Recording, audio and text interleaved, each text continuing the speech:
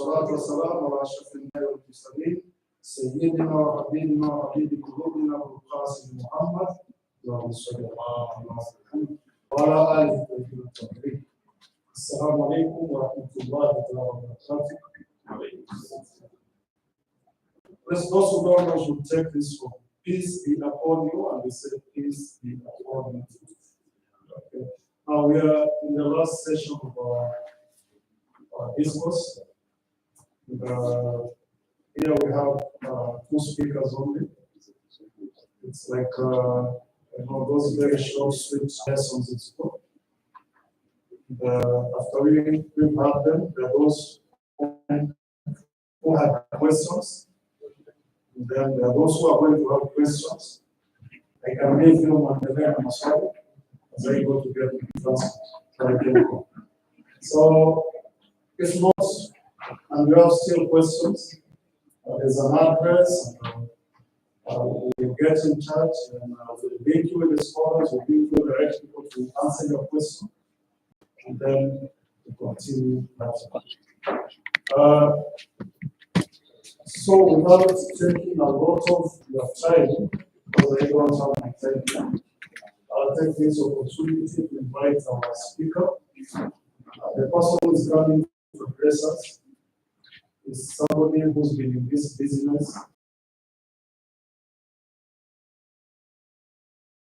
I'm sure it's I was just looking at this CV. The papers that are there, I said that for this I'm not going to grab it first. Dr. Hassan Kilo is a scholar of great records. Not only has he been in the class lecturing, he's been in the field practicing and acting upon what he teaches. Okay. We call him Dr. Hassan. He's a Muslim guy. And most of the time he prefers to be called a chef. He's also a practicing lawyer, qualified lawyer, and a very colorful. So we requested him, despite his very, very busy schedule, to come and join us. And please share with us the little that he has, the little time that we were located for. Let's clap for Shabazz and his joining us.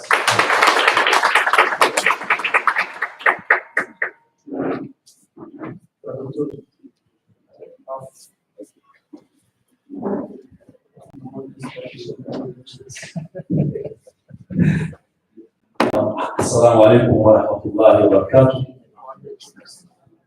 Peace be upon everyone. Thank you so much for everyone who has graced this occasion. Alhamdulillah, wa salatu ala rasulillah, Muhammadillah, sallallahu alayhi wa ala alihi. And I'm very grateful to see Dr. Bishop Odek. Welcome. Thank you so much. That is chaplain to Papa Wadinga. And also, I'm happy to see my boss at the University. I'm very happy to be here. And also my colleague, my chef, and everyone here. And especially congratulate Dr. Ali. Dr. Ali Purmajan is doing very wonderful work. I wanted to give my comments when His Excellency, the ambassador was around. But I wanted to give my comments when His Excellency, the ambassador was around. But people who are so concerned was not on anyone's side. I realize that if I speak, maybe I may create some enemies amongst ourselves because I could be speaking between ourselves and lands, and that's what I didn't comment, but I've seen him when he was living. Iran has always been a leader in many things in Islam. When you do good things in this world, you must always be ready to encounter enemies in any way. You might do very great things in the world, but one small mistake might bring you a very big problem, which you don't even understand what is the problem. And that's why Iran does a lot. And sometimes people are innocent, but being the Islamic Republic of Iran, there is a lot they do, and they don't care about what other people say, and that is very important. So I will dwell into, I'm giving 2 units or 2 topics. Those are the topics I'll be presenting. I'll be starting with this one, Islamic leadership and global peace building. I don't know how many minutes you're giving me for each. Thank you, 15 minutes, okay. So when we're looking at Islamic leadership and global peace building, we realize that Islam, since its inception, have always tried its level best to come up with a model of leadership.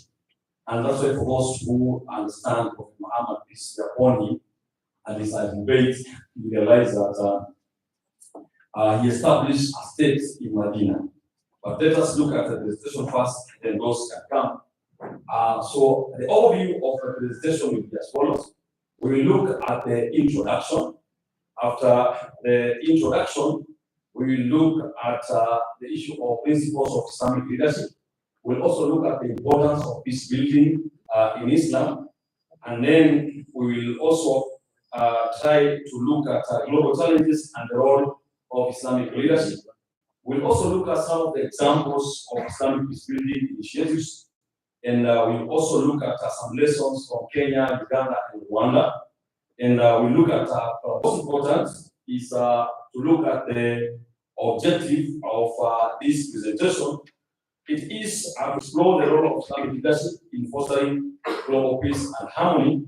And the key things we'll be looking at the principles of Islamic leadership, importance of peace building in Islam, examples of successful peace initiatives led by some Islamic leaders, and also collaboration efforts to address global conflicts. Now, looking at the principles of Islamic leadership, we realize that the first one is justice.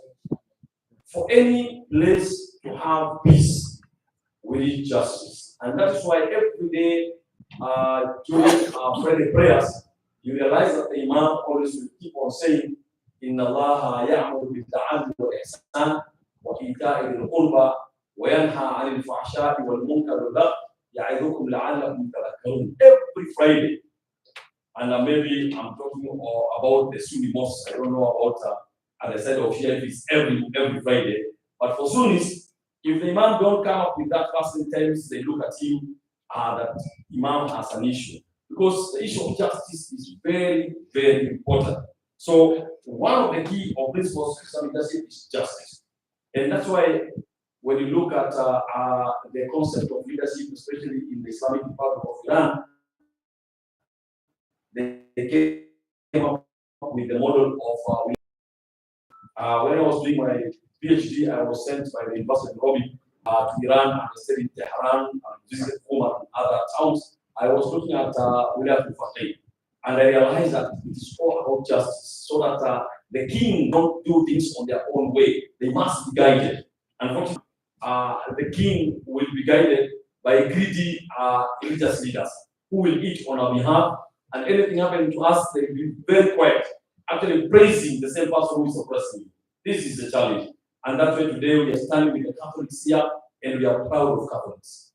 We are very proud of you because you speak the truth irrespective of whom you are saying. The other issue is compassion. Compassion is very important. When you are a leader, you must be compassionate about the people you are leading. Because the leadership you are holding is not your leadership. It is those people who elected you there if you're elected. So you must serve them in the way that they are happy. And then you also have to issue the issue of accountability. Accountability is very important. The Prophet peace be upon him said, "Kullukum ra'in wa kullukum mas'ulun an ra'iyati." You are all accountable on something, and you'll be asked about what you are doing. You can't be a leader somewhere and you are eating on behalf of people. You see, for example, the tea which is allocated to some of the government facilities. You wonder, is this tea 5 million shillings? Tea. Transport 122 million. Transport 122 million. and you still say we are okay. No, we need accountability, and that's why you realize that Islam calls for accountability. When you look at some leaders, especially in Islam, you realize that some of them were walking barefooted. Some of them could not have food at their homes, and they have a Jumal, but they cannot go and take something from a Jumal and eat. What about our country? You eat everything on behalf of the Kenyans. This is the problem. Consultation. Everything you have to do is about consultation. If you are a leader, you have to consult the people you are leading. And that is why you look at our own constitution, it is talking of the issue of what? Public? Yes. So you cannot come and give us a law which you are not okay with. And then we are telling you this law is not good for us, you force it on us. How do you force it on us? You have to ask us, do you want this law? Yes. Then you proceed. Do you want it? No. You stop it. You don't have to convince us. Why are you convincing us if the law is not working for us? So this is the principles I like all of us to take when we go home. Any leader leading us anywhere, it is about the issue of constitution. This is not about government. It is also about the places we are working in. When you are working in the place, make sure that there is justice in everything you do. If you are dealing with people you are working with, be compassion. You must ask yourselves. I'm a CEO of 2 institutions. I work for Muslim professionals in Africa as a chairman. We have professionals from an entire Africa. Sometimes we sit in a room somewhere and someone will want to be dismissed. And then I ask, why did you dismiss a person? Then I'm told something very small. I ask them, how long have you worked with this person? And then they tell me 12 years. And you want to dismiss him because of this problem? They say no. I will stand alone to make sure this person don't go. Now what do? I will call the person, talk to him, and tell him there was a resolution that you must go home because of this. But please look at your 12 years. You want to lose your 12 because of this, and then you correct the person. That is the issue now of compassion in where you're doing. And then consultation is also very important. Now, when you look at what is actually, and we have also given the verses of the Holy Quran there, if you want to understand any of them. But good thing is that you get this presentation today. My presentation always are given the same day. So, of course, you saw my email. So if they don't send it to you, I'm not saying they not send. You send an email and say, "Your class, I want your presentation." You get all of them. But they do it, and I'm so sure. Now, when you look at the principles of leadership, it's the issue of to ensure peace in the world. Through leadership, Allah sent prophets so that we can have peace in the world. God sent prophets in this world. Prophet Jesus was sent to people when they had a lot of problems, especially with women, and that's why you realize that he allowed the Magdalene to touch his feet, something which was easy doing. Prophet Muhammad was sent at a time when poor men were highly disregarded, and he used to eat with them, and they were asking, is this person okay eating with the poor people sitting with them? And this is actually, if you apply these leadership principles, things will work. But in our country, we go opposite from all these leadership principles. You are elected in Madari as the MP of Madari. You never stay in Madari. You'll move. As soon as you're sworn in, you move to Karen so that no one in Madari will see you. They'll see you when you want them. In fact, they'll be seeing you after the 3rd year so that they see you again so that they elect the person. You were elected in Embu. You don't live in Embu, you live in Nairobi. Almost all our leaders, most of them, 80%, they live in Nairobi. And they claim petrol of Kenya shillings 450,000 every month for going to Shago. Now, the Prophet Muhammad, peace be upon him, also, to make sure that we have good leadership, before he died, or before he departed to the Almighty, he also showed and led us on who will guide us. And actually, for those who understand the issue of Sunni and Shia, many times I teach my students about the Sunni and Shia issues. Of course, I can see that as a students taught there from the year 2008. I teach in St. Paul University, where I'm currently in for. That I've taken some leave, but for St. Paul, I'm there. Adventist University, I'm there. Because of that's where I'm full time. I always tell my students, if you want to understand the difference between Shia and Sunni, most of the time, don't go far. Look at leadership. That's actually the key difference between Sunni and Shia is the leadership. Because Sunnis believe that reform, that when I leave this world, I'm leaving with you two important things: Kitab Allahi wa Itrati al-Bayt, the book of Allah, and my progeny al-Bayt.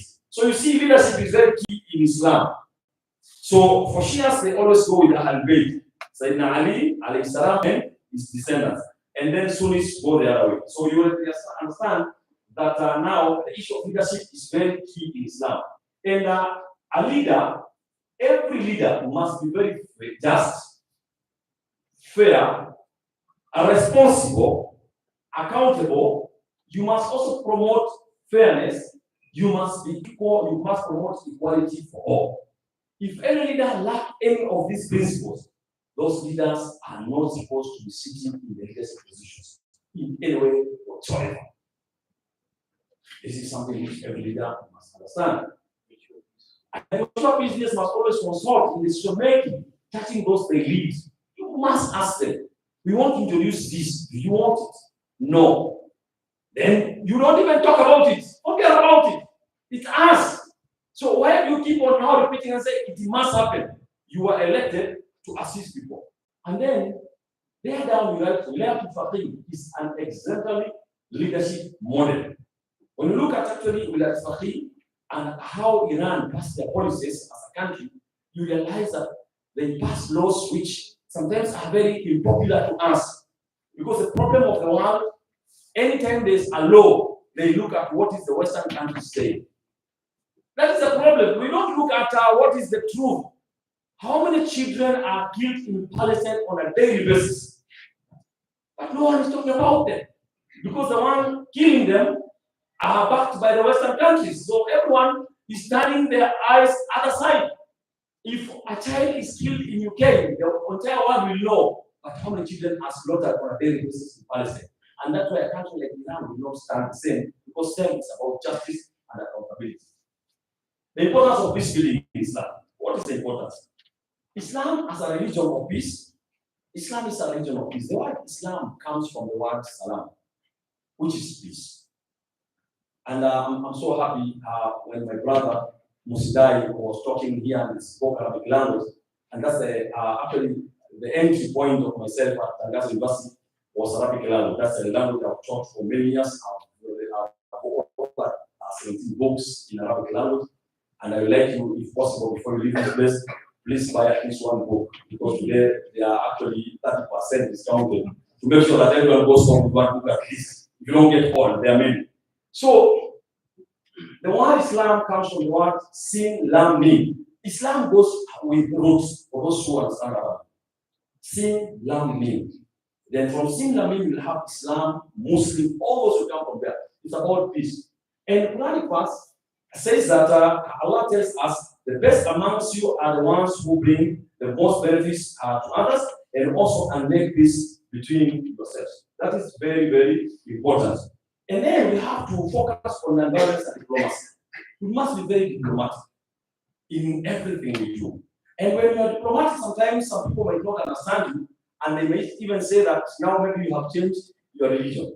And it's because of that, I decided to assist people in this world. I wrote this book, Pieces of Me, My Journey into Interfaith Dialogue and Diplomacy. So that at least people can start understanding what diplomacy is in religion. Because there are many times you hear someone saying, Dr. Hassan is a Shia. Tomorrow someone tells you Queen of Peace in Saudi. And when I was leaving, they were saying, Father, thank you so much. Father, thank you. I said, Dr. Father, I'm a sheikh. The reason is today, Dr. Mosindai, when he was presenting, he presented on Islamic perspective. So that day I had gone to present on peace on Christian perspective. And almost everything I was quoting was the Bible. And I could hear a man when I was thinking, Father, pray for me. I said, yes, I'm a father because I have children, but not father of the child. So I'm encouraging each and every person, please let us learn, let us read. My friend, let us read because reading is very important. And now we have to look at some of the global challenges which we have. We have very many challenges in this building. One of them is that there is the issue of rising extremism and radicalization. And when this happens, now people hate Islam. When you are seeing, there's a time, many people, out of 10 people who are reverting to Islam, 6 of them were being arrested by the anti-terror police. I had to walk to the anti-terror police then. I was the director at the Supreme Council of Muslim, director of Affairs. And I asked them, we have a list of people who have been arrested. Who are they? Terrorists. How? Oh, these people were Christian. How does it happen often these people are becoming Muslim? Do you know that there's a time also when Mungikis became Muslim? You know, this is actually sometimes there is like a wave sometimes which push people sometimes to become Muslim. And they get a lot of trouble. Some of them enter there to hide, some of them have their own issues. But we told the police, please don't arrest people because of this. And I thank God that time the head of anti-terror police was a good friend. He understood me. He was not a friend, but after sitting with him, he said, actually, you are the right person you are looking for. You will be guiding us on how to tackle issues of security in the country. And from then, I've always sit in the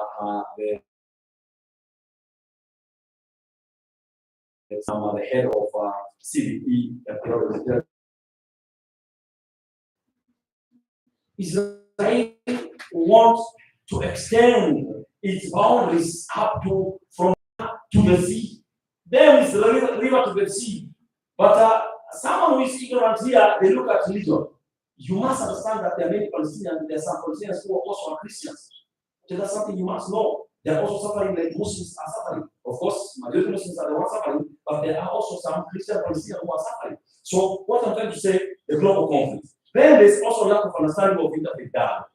Interfaith dialogue is not about reverting people. No, it's about trying to understand each other. And that's why I was so happy with Dr. Musindai when we talked about not about tolerance, but interfaith dialogue. Let's talk. قل يا أهل الكتاب تعالوا إلى كلمة سواء بيننا وبينكم ألا نعبد إلا الله. It's about talking to each other. And then, now when we look at Islamic leadership role in this, we look at the issue of addressing the misconceptions. That is now the work of the leader scholars, and also opposing extremism and promoting tolerance, as you have seen our Excellency Ambassador doing, he has been doing it every time, and also advocating for justice and equality in the global forums. We look at now some examples of Islamic peace building initiatives, and we look at historical. Historically, Prophet Muhammad had dialogue with the Christians in Najran, the Christians of Najran, and this sets the interfaith dialogue principles in Islam, just like the issue of Nusra. So that's very important policy on interfaith dialogue in Christianity and also in Islam. And then there was a Treaty of Hudaybiyah, where there was a peaceful agreement between Muslims and non-Muslims on how to live together. Then there is also faith-based mediation in Somalia conflict and many other places. And then there is a collaboration with interfaith organizations to conflict resolution.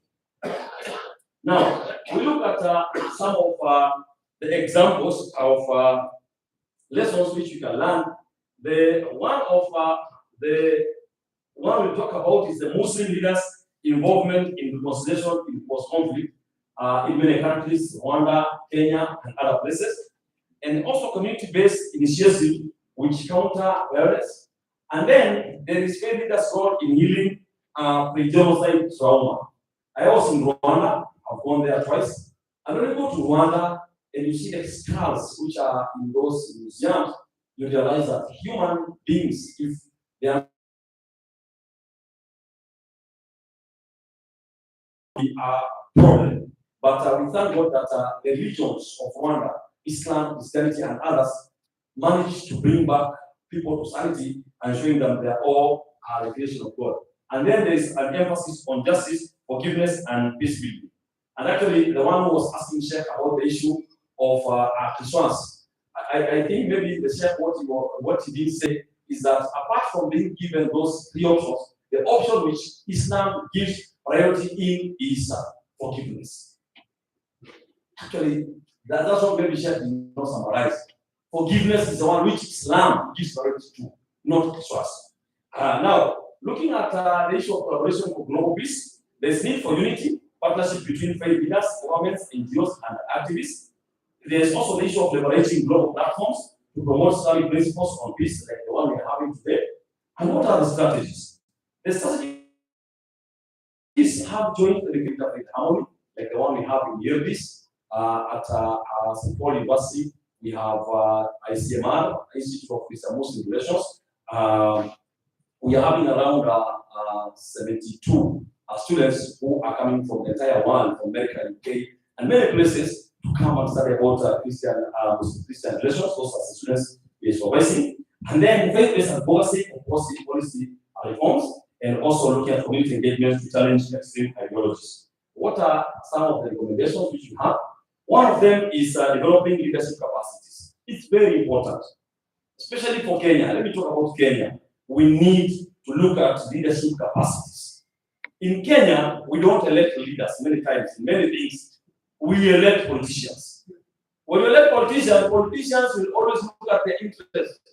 But when you elect a leader, they will be trying to come up with a legacy. A politician doesn't have a legacy. What legacy for? I enter here to make money. After I have money, nothing is nothing important to them. But leaders have a legacy. They want to leave a legacy. And that's why you realize in the Holy Quran, legacy. That's why prophets were saying, وَجَعَلْنِي لِسَانَ صِدْقٍ فِي الْآخِرِينَ. Oh Allah, help me to have a good say. When people talk about me in future, they'll be saying that prophet so-and-so, someone so-and-so was a good person. But politicians don't care about what you say about them after death. To them, actually, when they make money, they die, you're a magician. That's why they even kill each other. Then promoting interfaith dialogue is very important. And that's why it's important, and I'm congratulating every student here who is taking interfaith dialogue very seriously, whatever they are doing. And then we have to invest in community programs, support education, poverty alleviation, and health initiatives. Poverty alleviation is very, very important. And as actually in Christianity, they have the issue of giving alms, they have the issue of community projects. In Islam, the Zakah was there to alleviate poverty, and then building inclusive societies that respect her diversity. And in conclusion of this one, Islamic leadership is central to fostering a global peace, emphasizing justice, compassion, and accountability can resolve a lot of problems. Let me tell you, many conflicts will only, actually, when you have a just ruler, you don't even have to have police. How many of us here have been to Islamic countries? Let me start with Somalia. I go to Somalia every 3 months. Somalia, we think Somalia has no peace. Let me tell you, in some instances, Somalia has more peace than Kenya. It's only the issue of global media. In Kenya, can you carry 5 million Kenyan shillings in a wheelbarrow going to the bank for 300 meters? Wheelbarrow. You are selling and you're putting money in wheelbarrow. Why in Somalia, Mogadishu? They sell, they put money in wheelbarrow. One wheelbarrow is for he has mobile phones here for selling and another one for money. So you give him $100 for a phone, put in the wheelbarrow. No, you touch the money. Try to do that in Kenya. Let me tell you, Saudi Arabia, you go to the shop, the guy is selling gold, then he has a call to prayer. He put a curtain, not close the door, put a curtain, go to mosque and come back, go and stand up there. Try in Kenya. Don't do that. For Kenya, put cabbages there. They will steal cabbages. So we have to change the issue of leadership, and it starts from up. And then collaboration among leaders and stakeholders is critical for lasting peace. What is our calling? Our calling is let us commit to being ambassadors of peace and justice in our communities and beyond. So thank you so much for listening. That was the first presentation. I think that Monday the second is also there, so that I finish both together. Thank you.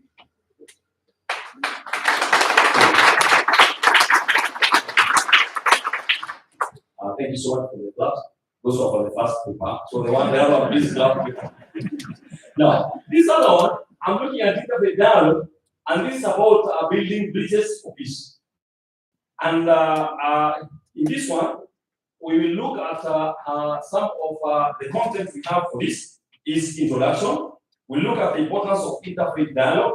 We'll also look at Islamic perspective on interfaith dialogue, the benefits of interfaith dialogue, challenges in interfaith dialogue, examples of successful interfaith initiatives, and also strategies for effective interfaith dialogue.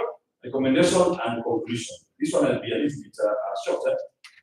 In our introduction, we say that we want to explore the role of interfaith dialogue in fostering a mutual understanding and peace among different religious communities, and how interfaith dialogue can address conflicts, and also what are the benefits of building interfaith partnerships. The importance of interfaith dialogue, one of them is understanding and respect. When you understand other people, my friend, you will always respect them. I've traveled to 35 countries, and last year I was in India for 3 months. And when I went to India, I was in a place called Pune, where Manuchandaria comes from, amongst the Jains. Those people don't eat meat. They don't eat anything which has heart, even chicken, even fish. I like fish. I'm telling you, I cannot eat any food without meat. Everyone knows even at home. And you can imagine how I suffer. Let us persevere. So he told those people, I'm very sick. And then they took him to a hospital. He said, no, take me to a hospital. I have my daughter in Mumbai. So when he came back, he told me, I told him, why did you lie? He told me I didn't lie. Even Prophet Abraham lied one time. And also, there's meat. Now you're okay. Now I'm very okay. I'm eating meat. Now I'm very okay. He had eaten some in the teens. But I told him, may I say, when I'm going to eat, for 3 months, I did not eat meat. And surely speaking, for those who remember, when I came back, I was as thin as this young man. Many people asked me, I'm sick. And for those who know, actually, I'm not yet where I am. But I'm working on to be where I should be. But what am I saying? Respect. I understand people don't eat anything which has meat, which has, they don't even eat anything which grows under the sun. So onions, they don't eat. It's a culture, but to them, it's their culture. And they have to respect them.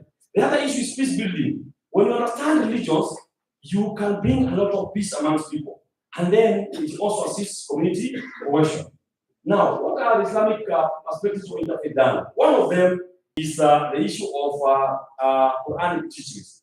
Allah says in the Holy Quran, Ya ayyuhan nas, inna khalaqnakum min dhakarin wa untha, wa ja'alnakum shu'uban wa qaba'ila lita'arafu inna akramakum indallahi atqakum. Oh mankind, indeed we have created you from male and female and made you peoples and tribes that you may know each other. That's the most important thing. And Prophet Muhammad, peace be upon him, his agreement with the Christians and the Jews in Medina served as a great model of peace coexistence. The benefits of interfaith dialogue, it promotes understanding, it also solves a lot of conflict, it also strengthens relationships, and it fosters global peace. What are some of the challenges in the dialogue? One of them is the issue of stereotype. Stereotype is a very key problem, a challenge in interfaith dialogue, and also prejudices. There are many misconceptions that can hinder effective dialogue. I must admit that I've been warned many times. Many times I've been warned by many Muslims. Yeah, the path you're taking is not a good path. Now, if we see you with the Shias, we see you the most. Where do you stand? I say I stand with God. Which God? The God of Shia or the God of the Christians? I ask them, Allah, is there a God for Christians and another for Muslims? I don't know. Maybe God is one. It's us who have divided ourselves. So what I'm trying to say is misconceptions. People don't understand. And then lack of representation sometimes. Sometimes people are mentioned and are invited to meetings, then one of them don't come, one community don't come. And then the issue of cultural and language barrier. That can be a big challenge, and that's why it's important for us to study languages. And that's why I always tell people, like Iranian embassy is promoting, and the cultural center is promoting Persian language and many others. But of course, if you want to study languages, you can approach the Kenya Institute of Foreign Languages and Studies, and also International Journal of Languages and Studies, and study languages. And that's why today actually we have Arabic books also with us. So if you want, half price also. And then there's also Kiswahili, hatua kwa hatua. If you want to understand Swahili, maybe you're not from Kenya. Now, the language barrier is a great issue. The other one is ignorance. Some claim that interfaith dialogue is a way of diluting Islam. You know, there's someone when you are outside asking, he's your consider, he's a Muslim or Christian. And now I told him, but you see, he said it's about, this guy even speaks Arabic. And he's telling me this is not too fast. How can he say it's not too fast? So I told him, you'll ask him later. What I'm trying to say, this is a model of a person who is learning, showing you how when you understand religions, how best you can live with people. You can live anywhere. And then we are finishing here. In conclusion, some of the examples of successful interfaith dialogue is the interfaith dialogue combination in Kenya.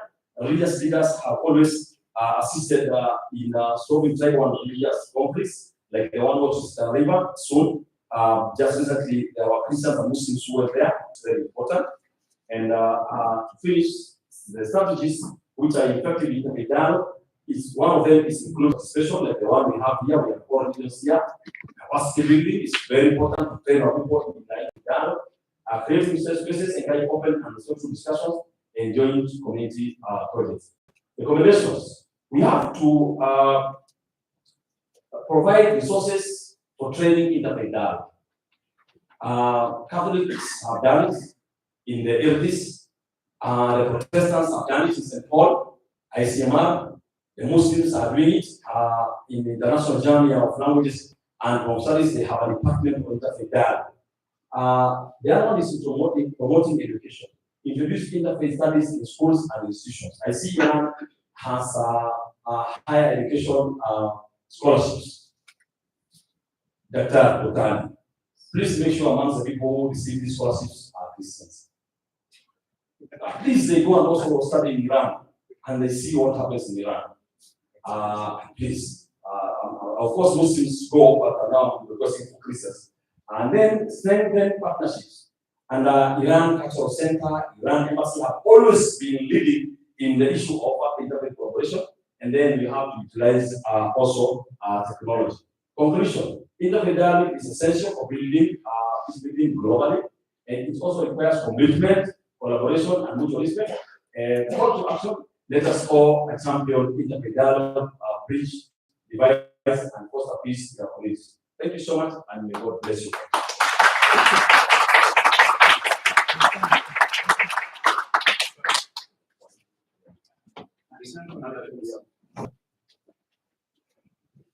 Powerful. I think that is a well worked out presentation. How many nights you spend on that.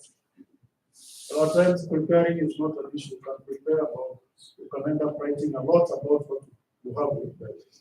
And then summarizing it, because we prepared work for about 2-3 nights. And then on top of that, we have 4, 5, 6 days. And then there's some MC will be put here that I want to compress whatever is done in 30 minutes. And then on top of that, Dr. Hassan is also a good businessman. He used my time and my podium to advertise his colleagues and told me the books that are there. We are going to send him a fee note for that. But all said and done, whatever he has presented to us is good. Is it not? Yes. Yes. And he has told you still, if you want to make a follow-up, looking at the paper, maybe some of the issues he was talking about, some of us were knowing. If not, then you can make sure that you get. Thank you so much, Zakaria. May Allah grant you tawfiq to get more knowledge for the benefit of His creation, inshallah. I think we are on course. Next, we have our speaker who is going to be concluding for us for the day. Is Sheikh Ali Said Samode, a very prominent leader amongst us. There's a lot of work that he has done. There's a lot of stuff that he's gone through in academia. And not only that, we can speak and talk and share a lot. And then I don't want also to spoil my relationship with him because I'm also his student. So you can see the embarrassment that somebody has. You want to talk about your father, and yet You are not there when he was there, trying to make sure that you are down. So it is very difficult to operate a catch-22 situation.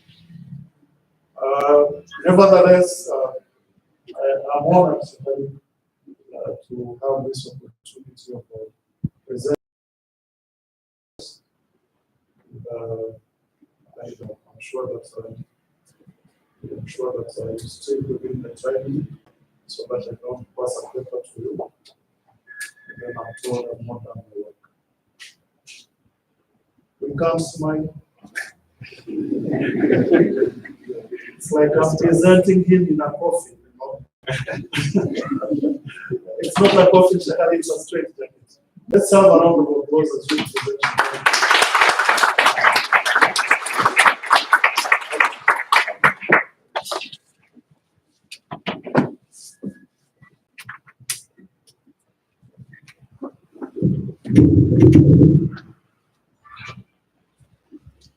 I was hoping that the person would have been the last speaker, so that I don't make some simple mistakes which may not be corrected.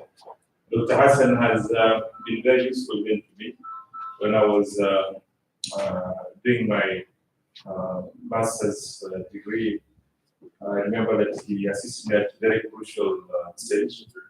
And I was one of this. I admire him because I don't know how much energy does he have. Yes, too much he carries with him. We pray that inshallah gets success in serving the path of Allah subhanahu wa ta'ala and convince of humanity. أعوذ بالله السميع العليم من اللعين الشيطان الرجيم بفضل الله بسم الله الرحمن الرحيم الحمد لله رب العالمين وصلى الله على سيدنا محمد وعلى آله الطاهرين. I begin in the name of Allah, the most merciful, the beneficent, and I salute and seek blessings upon the face of the creation, Prophet Muhammad and his progeny, and on all prophets of God and messengers of God. I salute you all. Assalamu alaikum wa rahmatullahi wa barakatuh. Sister, you and good afternoon. It's a great pleasure to be standing here today. And I just need to make a small correction to the introduction made by my brother, Haj Isa. I'm not a prominent pastor. I'm a simple student, struggling with many things to try and be somewhere. I'm trying to educate myself to learn something here. And I appreciate the Cultural Council, especially Dr. Arif Marjan, for creating this space for us and giving us this opportunity to be able to stand here and share something. So what I'm going to present here is not like something very unique, but just a little bit of research. Part of what I'm going to share with you is something I presented in my studies when I was doing my master's degree in Islamic law. And inshallah, I'll get some feedback from all of you to enhance it further. So my discussion this afternoon, and I hope that you'll be alert the same way you are alert with Dr. Hassan, is about civilization, extremism, and in the context of religion, what is the Islamic perspective on all that? To begin with, it is important that we understand how important is peace and security. Peace and security is an invaluable blessing from God. And as per one of the hadith, two blessings are unknown. There are two things that we may not be able to understand the value of them until we lose them. One is having good health, one is having peace. Once you lose peace, you realize you have lost everything. We wouldn't be here this afternoon talking of anything if there was no peace in this country. if there was fighting. But we are here because we have that harmony, we have that environment that allows us to interact, allows us to discuss. That's the blessing of that comes up when we start talking about peace. Is why isn't there peace? While everyone knows the importance of peace and everyone needs peace, why isn't there peace all over the world? Why is there fighting? Why is there violence? Today, if you look around, you see that the world is suffering. We may be peaceful here. We have time to talk and we have fun, walking around. But look at Palestine, for example. Look at Syria. Look at the Middle East. Look at other places in the world.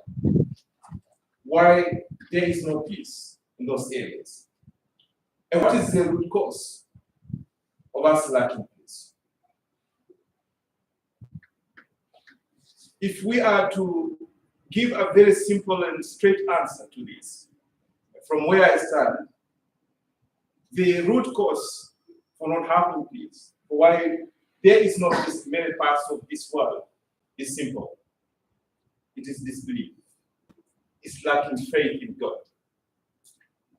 Not having faith in God is the root cause to all our sufferings, to all our problems. That's what I believe. Some people may wonder then that if this is the situation, if having faith in God secures peace, then how comes that the world has witnessed from time immemorial actions of violence in the name of religion? From Muslims, from Christians, from Jews, even from those who claim not having any religion. The world has not known a lot of peace from all cultures. What is the cause there? But standing on religion and being a religious person, and this question being posed on religion, we'll have to explain how religion is supposed to provide peace to this world. What is its role? And by doing so, we should be able to explain why some people associate religion with disharmony.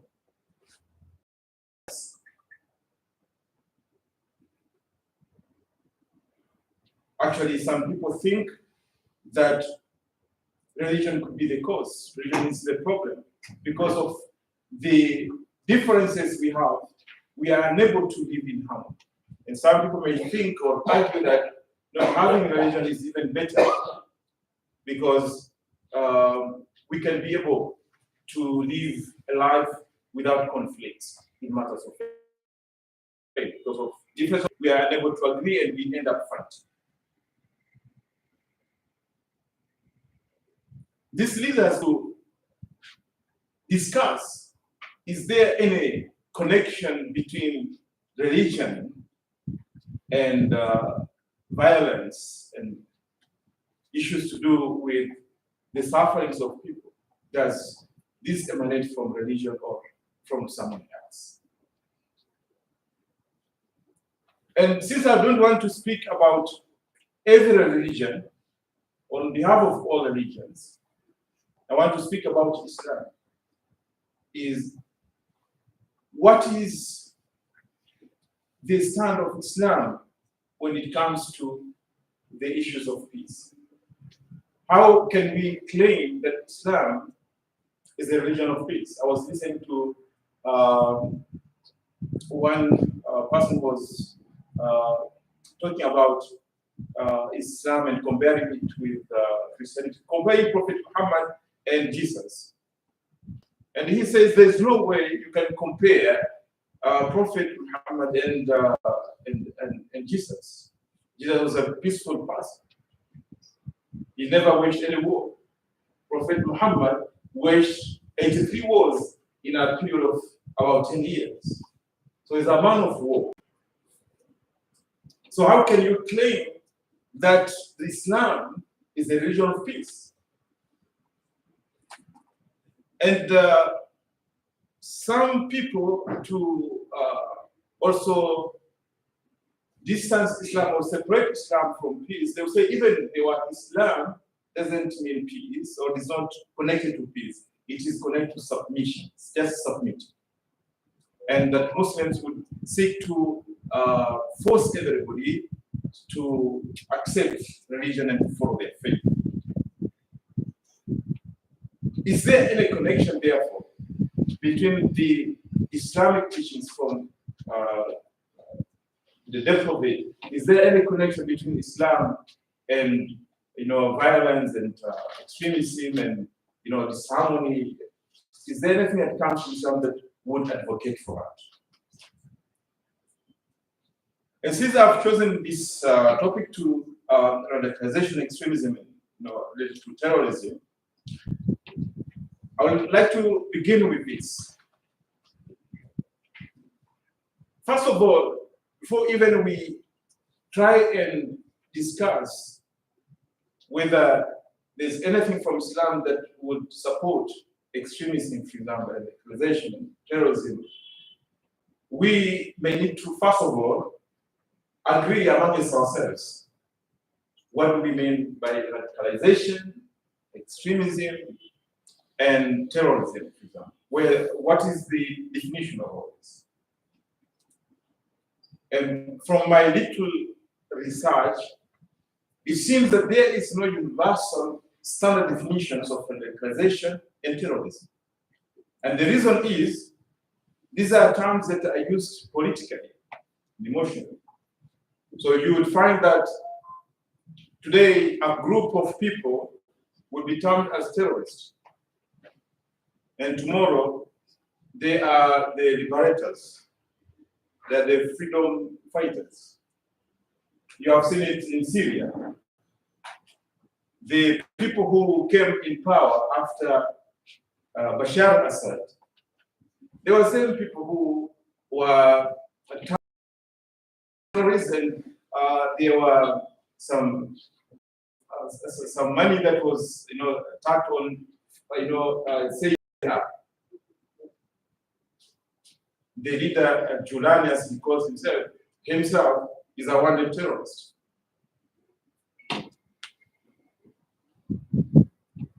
He was in Al-Qaeda, he was in Jabhat Nusra and all that. That was what he was. But today, because he has come in the place of a person they didn't want, he has become the terrorist, the freedom person, and is a very good person. He has liberated the country from one of the terrorists.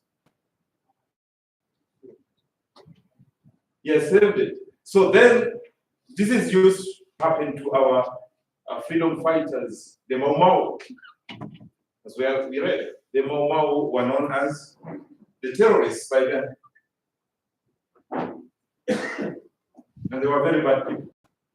But after that, we are the ones enjoying the fruits of Mau Mau, because they stood for the rights and they fought for everyone and liberate the country. And this is something that we always see. So we may not have a clear definition of what is it, because they use it, whenever they want, and they can call, a person who is aggressive, attacking others, killing other people, killing the innocent, that he is himself. How do you relate? How can you judge and understand? Self-defense, if a person, aggressively, violently, attacks children, kills children in self-defense.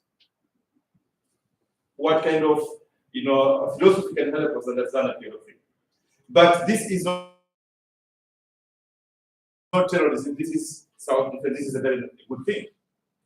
And as such, it's used selectively. Whenever it is suits certain interest, it is accepted, and whenever it is against certain interest, it is seen to be something that should be fought.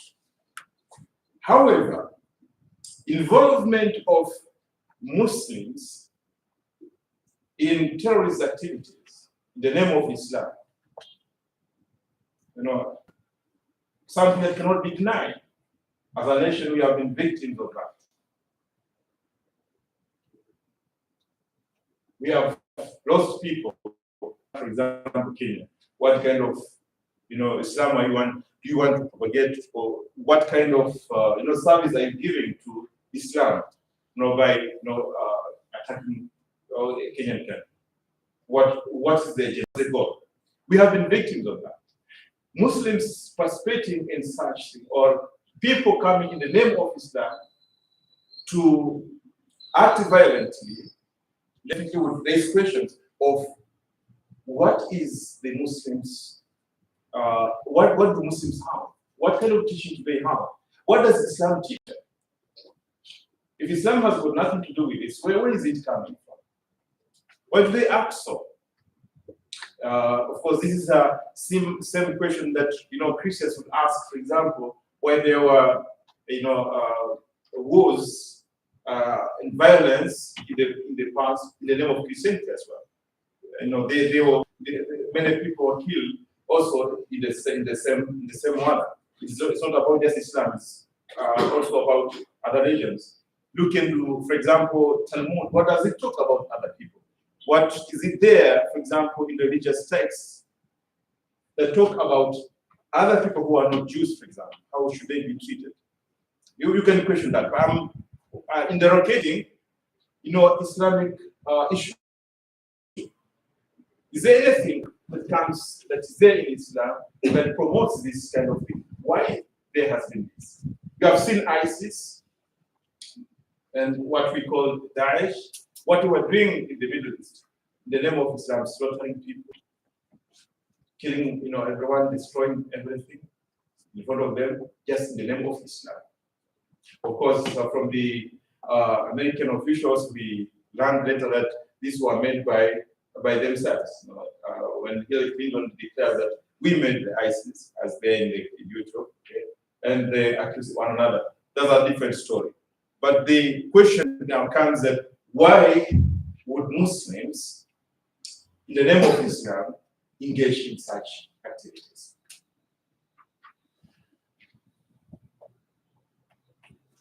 I think in my reading, there are certain things that are misrepresented, and there are some interpretations that are wrong, and some of the people who want to use religion for their own benefit would use that kind of issues to promote whatever they want. And I will give 3 examples of what people think that Islam, yes, Islam speaks about these things, and maybe Islam really promotes this kind of culture and violence and all that. For example, when they pick on some verses of the Holy Quran selectively and without connecting them to each other, and to understand what is the message in it. For example, when one picks on ayah number 191 of Surah Al-Baqarah, it just picks a line of it. It doesn't connect it with the verse before it or what comes after that. And say, for example, enslave them wherever you find them.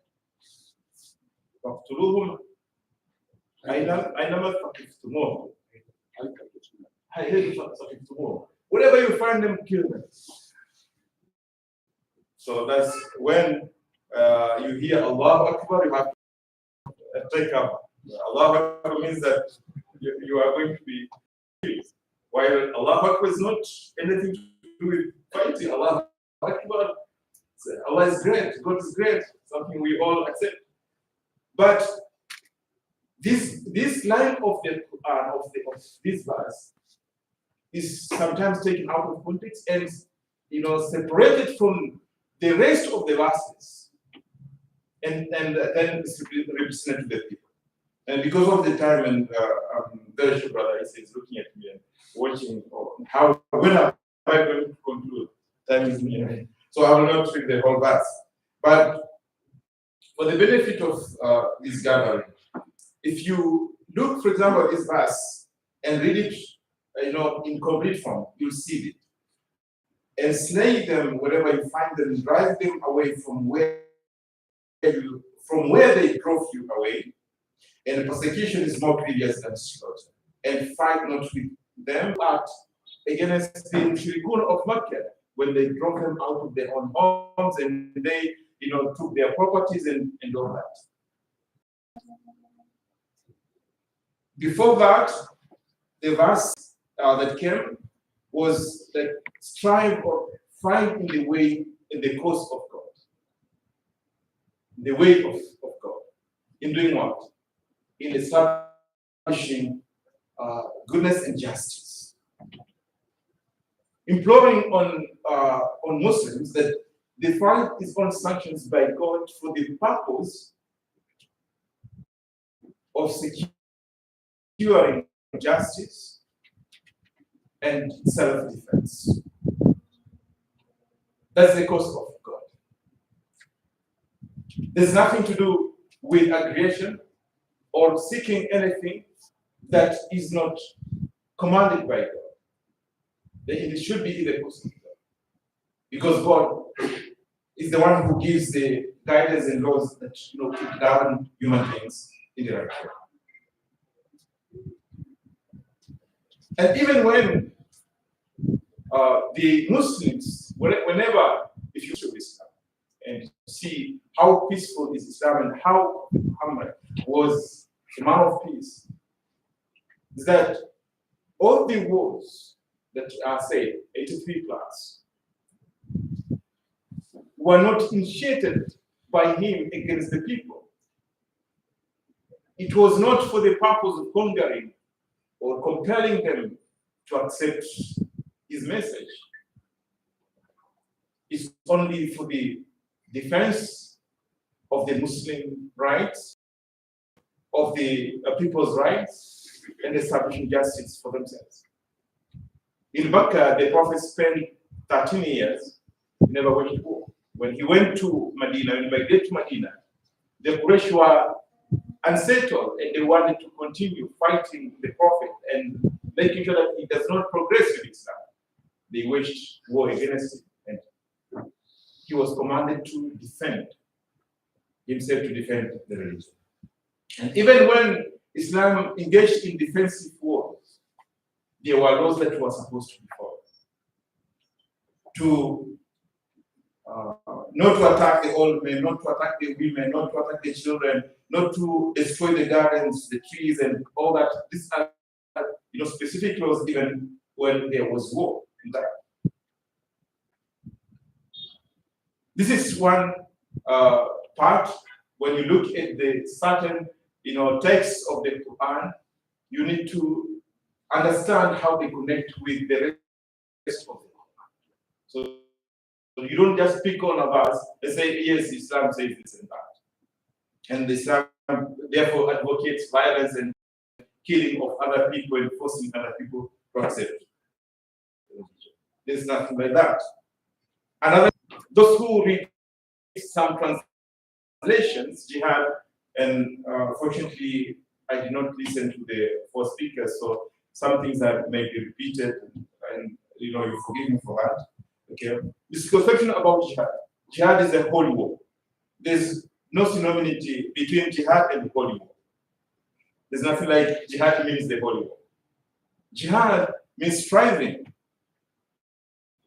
in the path of Allah, the path of God, working hard. And this encompasses everything. It carries everything, including striving to establish justice and defending oneself, striving against the desires of the self, which is actually considered in Islam as the greatest jihad. Fighting against your own desires, to control your own self, is considered to be the greatest jihad. The misconception, therefore, is that whenever we hear anything or any word comes in the Quran about jihad, then it means to fight. Doesn't mean so. It means to strive in the path of truth.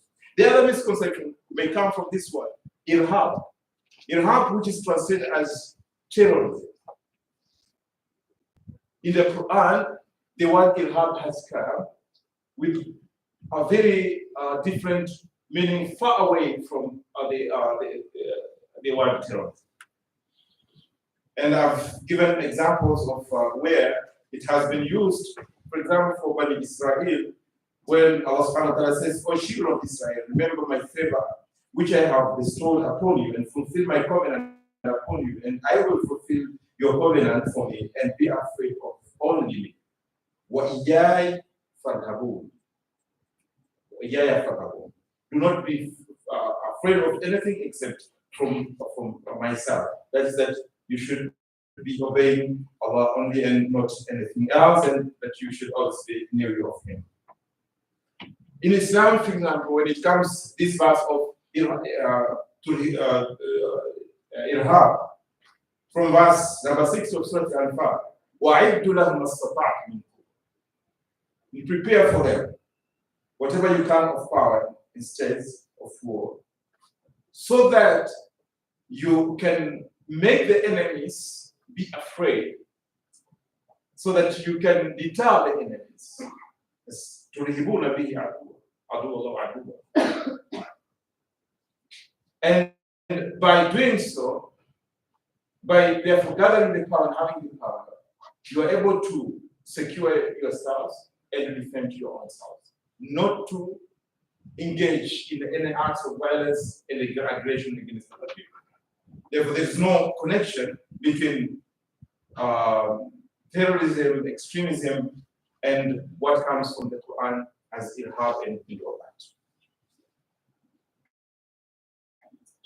What is the cause? What is the root cause of extremism? Why is it coming? If it's all this that we are saying, that there's nothing that is contained in the Quran or in the Hadith, generally speaking, there's nothing of it. So where is it coming from?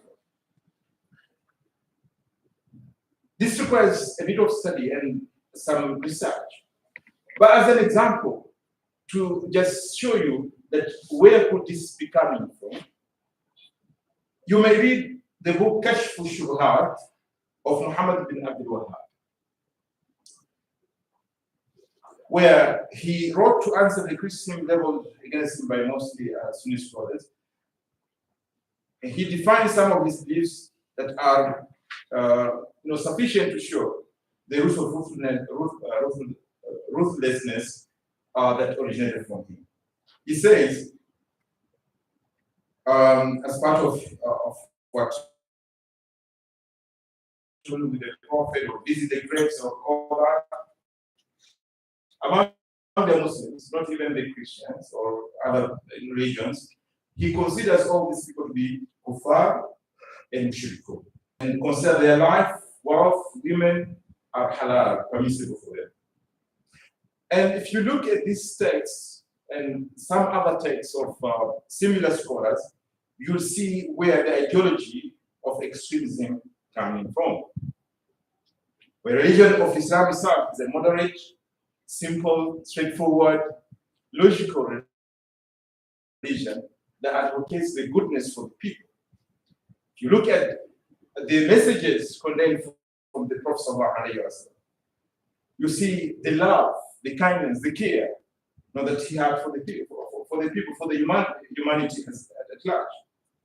The Quran commands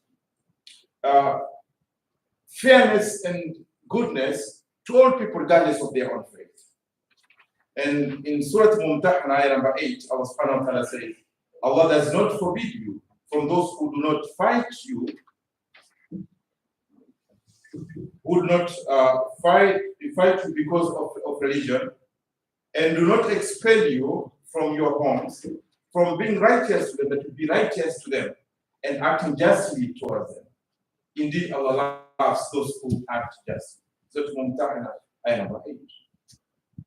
And so is the command of Allah subhanahu wa ta'ala of ensuring justice and equity in the society. Indeed, Allah orders justice, and good Dr. Hassan spoke about this. One of these verses, which speaks about ensuring justice. And when he talks about justice, it's not just for the Muslims; it's for the whole humanity and the whole society. And this was the treatment of the Prophet with people, with other people. How he related to the Christians, how he related to the Jews. In fact, I would urge, since the most of us here as scholars, to study carefully what transpired in Medina between the Prophet and the Jews, and why there came about conflict between the Muslims and the Jews, and who was violating, the peaceful accord in Medina. When the Prophet migrated to Medina, he found the Jews were there. He did not dispel them. He did not compel them to practice Islam, or to accept Islam. Rather, he agreed to them how to live harmoniously, and that they could go on practicing their own religion. But it is the Jews who violated that accord by inciting the enemies of Islam against the Muslims, and engaging with the enemies of Muslims, fighting the Muslims, and that's how it ended up driving the Jews, which was not, of course, their original land, but the Prophet did not want to drive them away just because they are Jews. In peaceful manner, he wanted to live with them, but they violated that. Islam prescribes rights for all, for everyone, and especially the right of life. When we talk of the chapter of rights, for example, in the United Nations, it was laid down that's not more than 100 years ago. The chapter of rights is very detailed in Islamic teachings. And if you would like, for example, to read further, there's a treatise of rights written by one of our leaders, by one of the religious leaders of Islam, called Ali ibn al-Hussein Zain al-Abidin al-Sajjad. There's a treatise of rights, the Salat al-Hukuk, which contains all the rights of everyone. Indeed, one of the leaders, the great leaders of Islam, whom we call as Imam Ali, when advising his sons, he said, assist the oppressed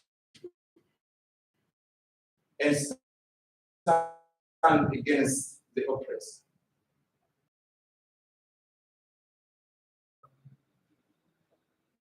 It is considered a model of good governance and is still relevant even in today's national affairs.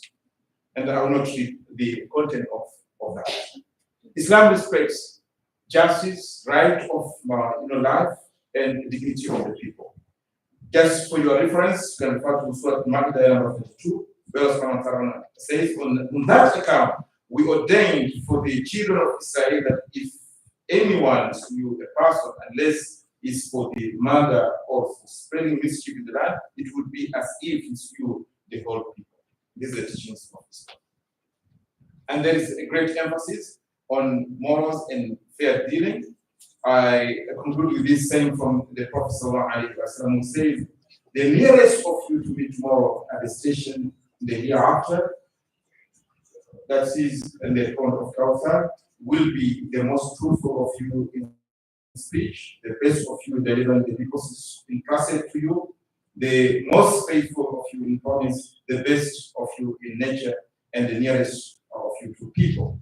And the golden rule that he left us with is love for others what you love for yourself. In conclusion, I would say, faith in God should be a source of peace and harmony, and that's what Islam contains within its teachings. While lack of faith in God means lack of moral compass and accountability, and based on all the Islamic religious texts, it is quite clear that as far as true Islam is concerned, radicalization, terrorism have no basis in true Islamic, who fought for justice, for supporting the oppressed and securing them. The examples of Haj Qasim Soleimani, who gave his life in trying to secure the lands, to secure the holy shrines, to protect all the people, regardless of their faith. The Yazidis, who are Christians in Iraq, when they were targeted by Daesh, it was a person like Qasim Soleimani, who's one of the people that should be celebrated as a hero in defending humanity and peace in the whole world, is such a person. Not to call him as a terrorist, because he did not attack any country, he did not launch any war against any other country or took away anyone's property. He stood for supporting the weak, the oppressed, against the Daesh that today they are called the freedom seekers and the liberators. Bless you all, and may we have a peaceful world and that we all live in harmony. Wassalamu alaikum wa rahmatullah. Walaikum assalam wa rahmatullahi wa barakatuh. Thank you so much. I wasn't patient, just looking at him, wondering whether it's like he was here in the morning. There's that communication between scholars. Even if one is away. What I just paraphrased Mr. Person. That was being called Father in some form. So Frederick, in fact, talked a lot about some of things you mentioned. It shows there's a commonality. In fact, the languages could be different. The way the phrasing of the words and the sentences could be different. But there's a junction that both of you are. We talked about really expressed it in the way that just came. It's like the water in the bottle was full and you came and put the cup there. All right.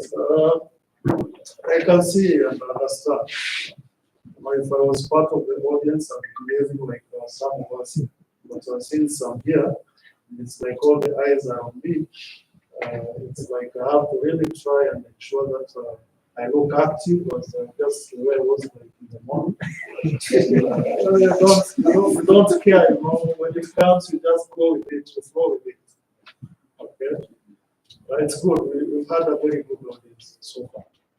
Now we are at the tail end of our program, but I have to do justice because we've really talked a lot about justice. Justice is that we promised we are not procrastinating some of the questions that we had and some of the issues that we had. We just postponed because of time.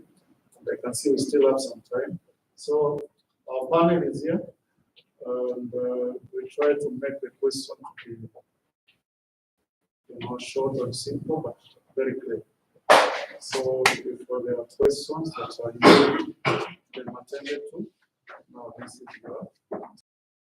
Sister, before you ask the question, I'm sure that's a place to pray. Did you? Yes, that's very good. I love the opportunity because